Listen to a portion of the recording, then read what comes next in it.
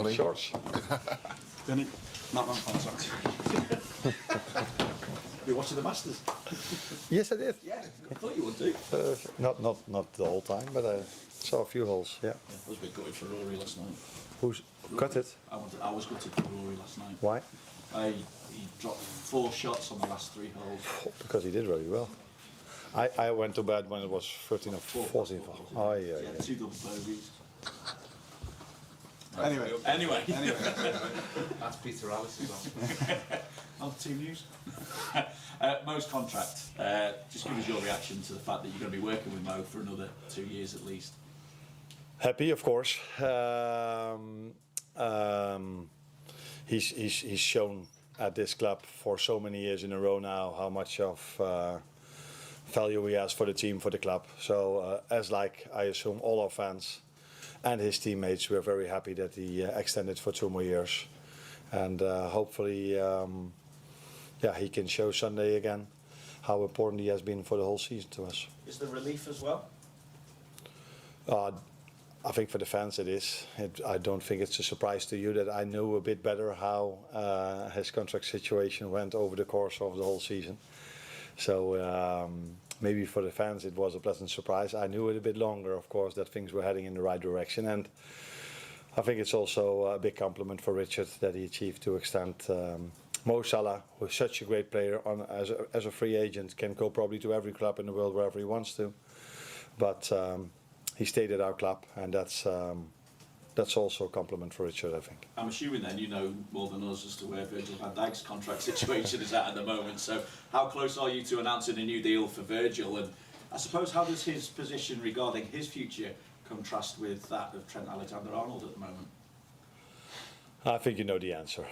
The boring answer, as always. We talk about contracts if they are signed. So in the situation with Mo, we are talking about it. As long as they're not signed, we don't talk about it. But I can tell you that I'm very happy with Virgil this season. He's been incredible for us. Even the last few games where maybe there were moments where he could do better. But if you look at the other 89 minutes, he's such an important player for us. So yeah, let's hope he can do the same what I just hoped for with Mo. He can do the same on Sunday as well, being our leader again, as he's always been this season against West Ham. He did drop that hint last week though, that it's getting close agreement. I don't read all the things that are told in the media. Right. But I mean, it's good news as well. In some ways, this I suppose has been the most difficult point in the season for you, losing against Fulham and going back to those defeats to PSG and Newcastle as well. But the last time you lost in the league, of course, you then went and won 8 on the bounce in all competitions. So that would obviously see you home in the title race for you to do that now. That would be nice if that happens again, indeed. I think talking about Paris Saint-Germain this week probably brought our home game in a different perspective. If people were not aware yet of how good of a team they are, they probably are aware of that even more after seeing them play against Aston Villa. And if you then look back at our home game, where in my opinion, we were over 90 minutes the better team, then we might have a bit more credits about our performance than we got back then. But indeed, losing against Fulham is not what we wanted. But no matter if you win a game or you lose a game of football, if you play at home at Anfield, players know that they have to show up, and that's what we're going to do on Sunday. Thank you. Ian? Arne, working with Mo during your time here and being up close to him, what is it that makes him so special, and why is it that obviously fans and the club and everyone connected here are so pleased today that this player is staying with you? First of all, he's always been judged as a player. He's always judged as a player, which is of course what you guys should do. But I also see him as a human being, and he's a humble person. Always wants to work hard. Always puts a lot of effort in to become the player he has become, and he wants to stay at that level. So he just keeps on bringing that effort every single day. And what makes him special on the pitch is, in my opinion, that he can score goals. Now, there are more players who can score goals, but Mo can also score a goal if he's not in the best half hour or the best 15 minutes. and that's why he's mentally so strong as well. And you need to be that if you want to be 7 or 8 years at the highest level every 3 or 4 days. Apart from quality, from physique, you need to be mentally really strong as well. And I think that's, apart from all the other things, how mentally strong he is probably what stands out for me. How much of an input did you have on him staying? How much work did you do on keeping Mo here? I'm part of that process, but I don't think I deserve the compliments. I think it's, first of all, it's Mo's choice and his agent choice what he wants, and second of all, the club, FSG, Richard, Michael Edwards, they put a lot of effort in him to extend, and effort mostly means money. But also effort, not only money. So I think what it might tell you as well, that it's not only a good season this season, we want to make a very good season next season as well, and I think Mo is convinced that there's a fair chance that we're able to do so. So again, that's positive for us. With the Fulham result and obviously some of the results that Vinny alluded to a moment ago, is this exactly the sort of boost and the bit of a reset that everyone needs just to forget what's gone before and just look ahead at the challenge that you've got at these final matches to get yourselves over the line? I would prefer not to forget what has happened before, because we're 11 points clear. In one of the most difficult competitions there has been in the past 10 years. If you look at how many English teams are still in Europe, how well they are doing in Europe. Arsenal beating Real Madrid 3-0, and it could have been 5 or 6. So that probably tells you how strong this competition is. And so please, please, please let our fans and our players not forget how fantastic we've done till now. We're out of the Champions League because we lost against Paris Saint-Germain after one of the best games of football I've been part of in my life. So I would like us to remember what we did. Not the last game, because that's the one we've lost. But in general, we can look back at 8 or 9 months of very good football. Where in a season you always are a bit on a high and a bit on a low, but on average, I think individual performance has been really well and team performance also. Thank you. Arne, what more can Mo Salah bring to Liverpool? His record since the day he signed has been incredible. His numbers are fantastic. This season, though, he's developed a new facet to his game in terms of the amount of assists. And you're looking at a player that always appears to want to learn more. And signing this new deal, can it put an extra spring in his step, do you think? What more can he do for you? We're always trying to achieve a bit more as a team and as individuals. But if you are playing at Liverpool, probably you're also close to coming to the maximum of your ability. So there's not a lot of room for improvement for Mo or for all the other players anymore. But you're just trying to reach perfection. And I saw Deschambault saying this. That's the Masters Golf, where we just spoke about before the press conference started. I saw a phrase of him, and it was from Lombardi, I think, who said, "We are trying to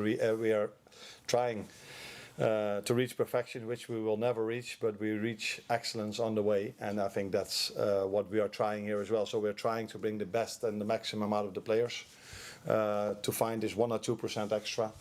But it's clear that Mo is coming close to the end not to the end of his career, but to the end of his ability. I think we've brought almost the maximum out of his qualities this season, and then it's about consistency, which is one of the most difficult things in football, and that's why he's been seen as such a star player. Because to play once or twice the way Mo does, I'm not saying everyone can, but most players can. But to do this on such a consistency level, that's what makes it so hard. And then I come back to the mentality part again. Defeats have been a rarity in the Premier League this season. Your first away defeat last week at Fulham.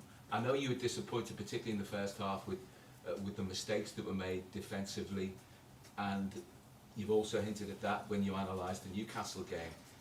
Do you learn sometimes more from what needs to be done when the players' standards dip like that, in terms of a reference point for what you need to do between now and the end of the season? I think immediately after the game, it felt to me that we only made 3 mistakes, maybe 4 because after 5 minutes Ibu lost the ball in his 18-yard box as well, and that cost us 3 goals. But in the moment, I also already felt that it wasn't a bad performance in the first half, which sounds weird if you make 3 mistakes, but if you just keep the 3 mistakes out and you look at what we did, it wasn't our best performance, but it wasn't bad as well. But as it is in football, if we would have been 1-0 up in that game, probably everybody would say, oh, Liverpool control the game, they do really well. And you can see 3 goals with 3 mistakes, and everybody says it's been the worst first half of the season of that we've ever seen at this football club. That is where football is all about. It's all about you are judged on the goals you score and you concede. So second half I liked a lot, but unfortunately we could only score 1 goal. But the mentality that we've shown by being 3-1 down and coming back in the way we did, creating more than enough chances to get a result, also shows me how much character we had. But I liked the second half also more than the first half because we were much more dynamic. So players run much more. Players took much more risk, and in the right places, the risks, and that led to a much better second half than the first half, and that's again where we try to learn from and do better on Sunday. Arne, despite the effort and the money that you've spoken about, how much does this contract with Mo help your planning for the summer, because you can use resources to build rather than replace? Yeah. And I think if I would put myself in the shoes of a player that we might want to sign, it's always nice to tell them that Mo, we don't have to tell them anymore because it's out in the open now, that Mo has extended his contract. So that helps. But what helps the most is that we kept a quality player that scored 7 or 8 years in a row so many goals for us. And in the end, I just said football is a game we are mostly judged on the goals we score and we don't concede. So it's helpful to have a player that can score goals, that's for sure. And it's not a question about contracts, but forgive me, it might be equally as boring. Semi-automated offside comes in this weekend. What do you make of that, and what do you make of it coming in at this stage of the season? For me, it's something positive because I think it even helps the officials to make a better decision, and it's also clearer to the fans, because if I watch a game of football, it doesn't have to be mine or somewhere else around the world, and I see a red line and a blue line, I'm always like, that's close to each other. But when I see this 3D, is that the way you say it? 3D. This, I'm like, oh no, it's indeed, you're right, it's offside. So it's, I think it's a positive thing, and I like the VAR for clear and obvious, not clear, for obvious things, not for subjective things. So I'm a big fan of using the VAR only for your objective things. So offside, yes or no, a ball over the line, yes or no, is it inside or outside the box? I would prefer the subjective things to go out, but that's not going to happen. Carl?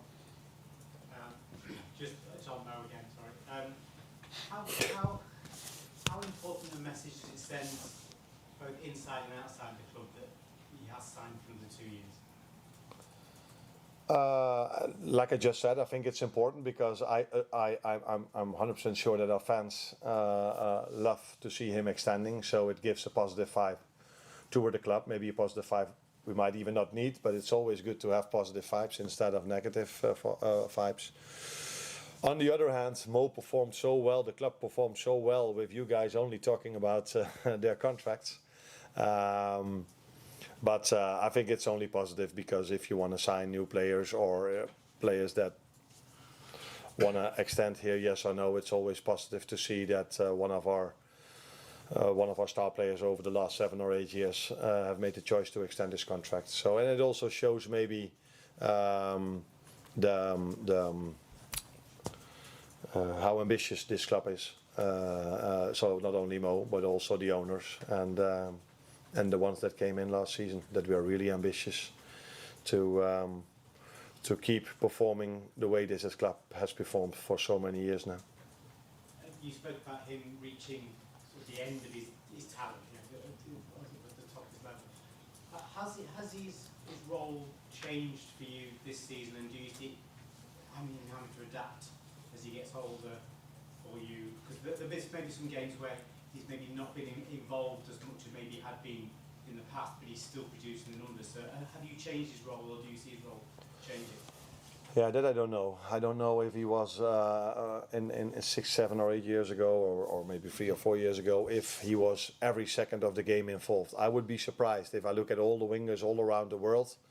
They are not 90 minutes outplaying their opponent every single time. I think if you are a winger, you have to be creative, and that's the most difficult part in football, especially against these low blocks many good wingers face.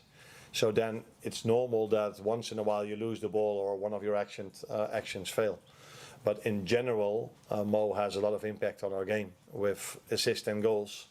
But not only that, I think he's also a big threat. But he's not the only one. If I look at the Champions League this week, I think wingers are getting more and more important in this modern game of football, because teams are going to lower blocks than ever before.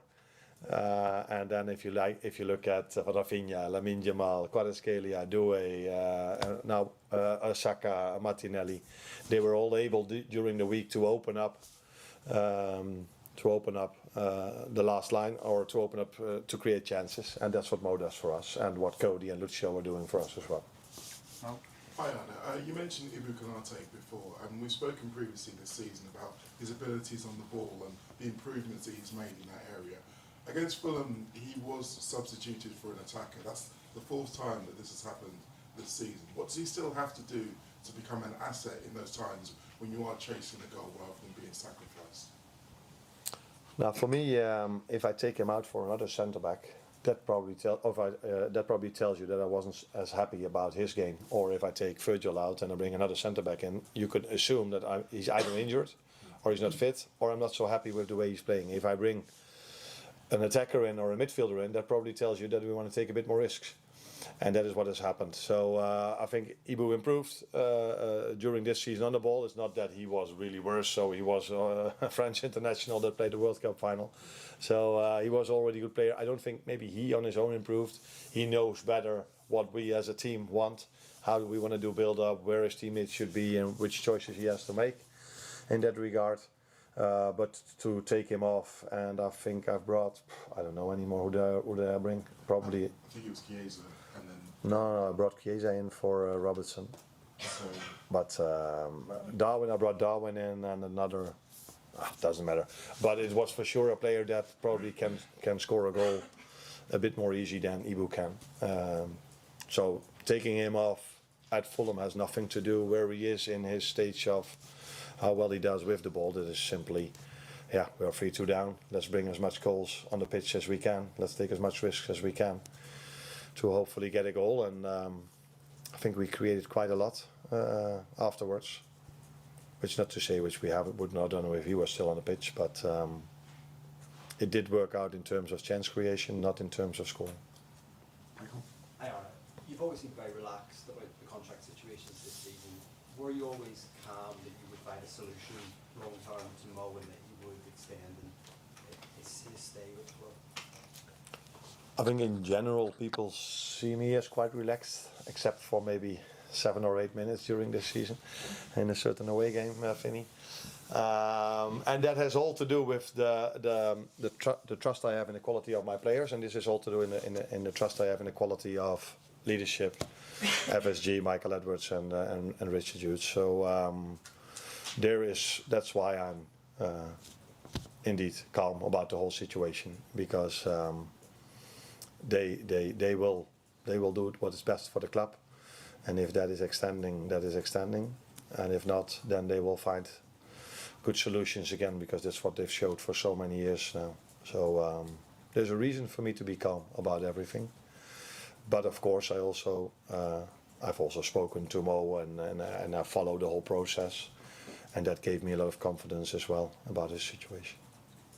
You've obviously got one of the 3 contracts sorted now. Do you think it's important that the other 2, obviously, Trent and Virgil, I know you won't discuss what is the latest, but is it important that we get those contract issues sorted in the next couple of weeks, do you think, or before the end of the season? That last thing would be useful, because it's not sorted before the 1st of July, I think. Then no, but you know my answer. We will see what's going to happen in the upcoming weeks, and there's not a long time to go anymore, so you will get your answers between now and 2 months, I think. Yes. And first of all, I think it should go about us being happy that Mo has extended, and it should not be the talks about other players. James? Arne, just in terms of Sunday, is Alisson fully recovered then? Yes, he is. And one of the positives last week was obviously Conor Bradley, his cameo with 4 weeks training. Does that put him in contention to maybe start Sunday? Yes, he does. How much of a boost is that to have him back around? Conor's obviously been out for a long time. Of course, it's a boost. It's always a boost when quality players come back, especially quality players in that position, because I think Curtis Jones is a quality player, but it's not his favorite position. So to have a player in his favorite position is always, not always, but it might be better for the team. And Conor has done so well for us this season, just like Trent. But when Trent then isn't there, you always look to hope behind you and see that Conor is available. But then if he isn't, then we have to solve that problem, and we're not the only team in this league that has had these problems. So we've tried to bring the best out of it. That worked really well against Everton. I think Curtis played well also against Fulham. Of course, he was involved in the goal, but yeah, you can ask yourself the question if he could do so much about that. But he did it quite well, very well in my opinion, for 2 times. But now to have Conor back, I think we all would make the same decision, and that's playing Conor in that position. Quick break, guys.